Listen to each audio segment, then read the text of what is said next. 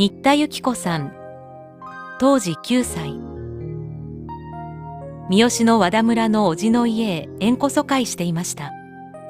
8日に2人の妹が来てくれて、翌日広島に入りました。危ないからみんな集団疎開せにはいけんいう話が学校であって、だから集団疎開するんだったら田舎の方の和田の人がうちへ来いいうことで、私だけそこに行ったんです。だから同級生はどこかのお寺お寺で集団疎開して集団でそこで生活しよったです。だから三好の方の和田の方も袋町の小学校の生徒がね集団疎開で来とって、で学校行ったら一緒なんですよ。あ、袋町から来ましたいう。学校はねもう和田そこしかないからよそのお寺さんに行っとる子供さんも一緒に勉強しよったです。でもね寂しかったのはね、母親が帰る時ホームまで送るんですよ。そしたらもう涙が出てねその時は本当に母親が一人置いて帰ったと思ってね、今でも覚えてるけどね、和田の駅で私を置いといてね帰るんですよ。それは寂しかったですねやっぱり。まあ小学校の3年生でね9歳ぐらいでよその家預けられてねだから本当に時寂しか今でも時たまあの時は寂しかったねと思いますよ。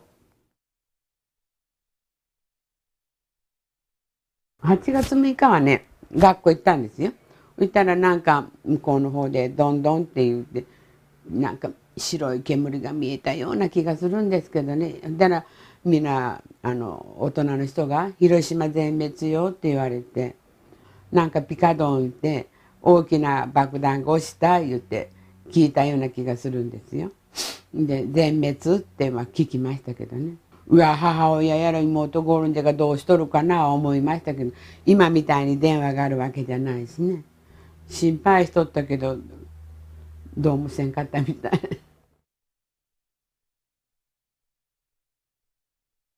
8日の日に妹がね2人来て、もう狛江村じゃから下和地いう駅があるんですよね。そこで降りておったとこが、永谷純三郎いう家におったんですよ。そしたらお母さんが誰かにここ見せなさいって言ったみたいなんよ。そこへ連れてってください言って、よう来た思うってね。で訪ねてきて、で母ちゃんとばあちゃんとおるよ言ってから、じゃあ来る日すぐ一番の電車で出たんですけどね、広島駅まで行かんって言って汽車が、だからここで降りてくださいいうことで野外で降りたんで、子供がね妹がこうして来た言うから、それを道案内、確かな道案内ですよね。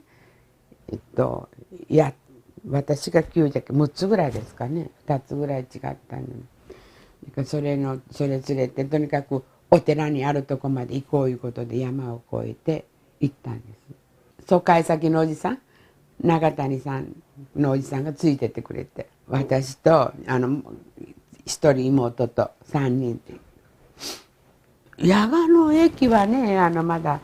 多分焼けてなかったと思うんですよ。であっちの山よっていうけずっと山の方に歩いてって、どれだけ歩いたですかね覚えてないけどね、かなり歩きましたよ。で行く途中でもお水くれ助けてくれね、ちっちゃい山道山の道だけどたくさん人がおられて亡くなっとる人もいっぱいおっちゃったしね、人が死んどるって多分あんまり今はっきり覚えてないけど大変なことが起きたんだなぐらいだったと思いますよ。ね、お水を持ってったんですよ。お水やらね、朝もぎのね一番嬉しかったきゅうり、畑にできとったきゅうりをね持ってったんですよ。そしたらねお寺のところで母親が「風っておいしい」って。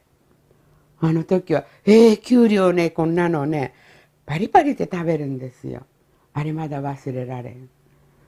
食べるもんがないんだからね。でと思ってね田舎だから畑にあるのにおばあちゃんが「ゆきちゃんこれ持ってきんさい」ってたくさん持ってってお水とねきゅうりがおいしいって食べたです。水やめたあげたら死ぬるって言われたん。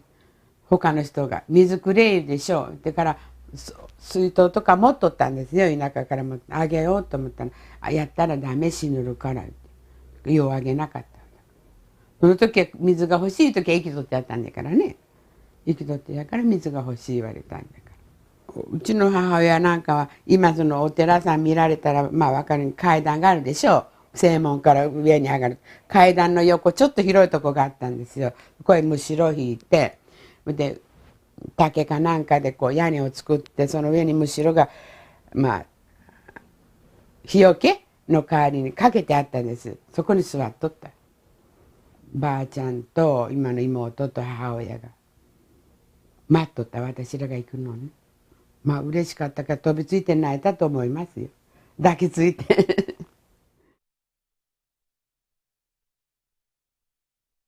寺の中もやっぱり一緒。在田の本堂の下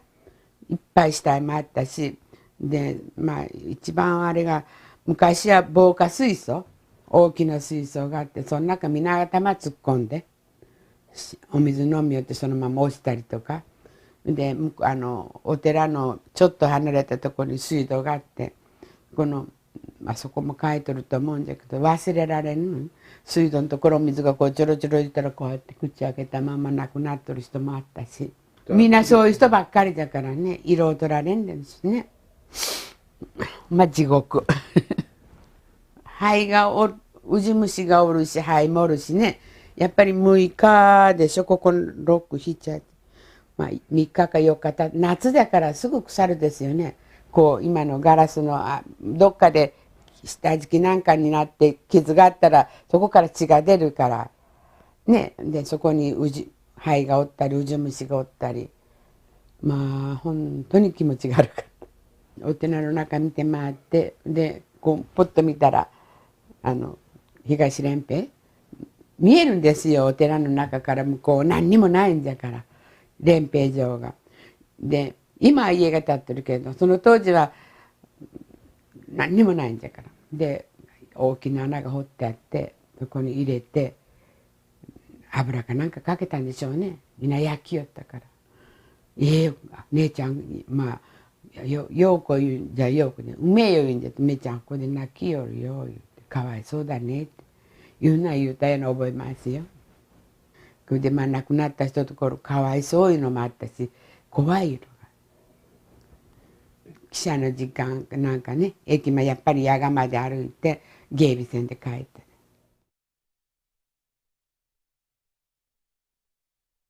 1週間ぐらい夜まだ2日ぐらい前かな夏じゃにぜんざいが食べたい言ってで下のおばあさんに言ってぜんざい炊いてもろったらそれ間に合わんかってこう言うたりけんけどこんな大きな血の塊がどんどんどんどん入って血の塊入って死んだんですよ。お医者さんもかかっとったんだけど今言う肋骨が折れとるんだけどいつも何もしないただこう今私はコルセットしとるけどさらしみたいなの巻いとったような気がするけどね何にも気がも何にもないのに亡くなった。それは寂しいのは寂しかったと思いますよ。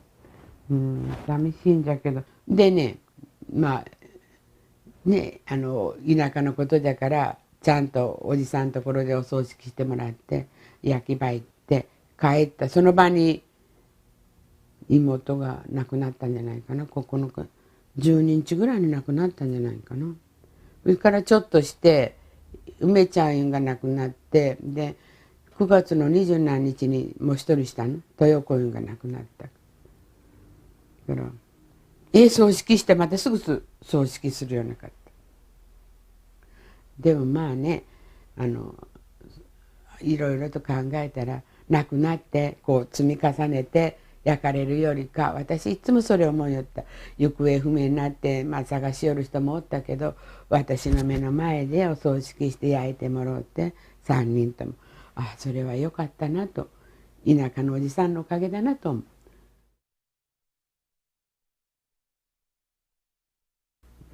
やっぱり平和で核のない世の中になってほしいと思いますよ。それが一番じゃろうと思いますけど、いろいろ苦労してきたから。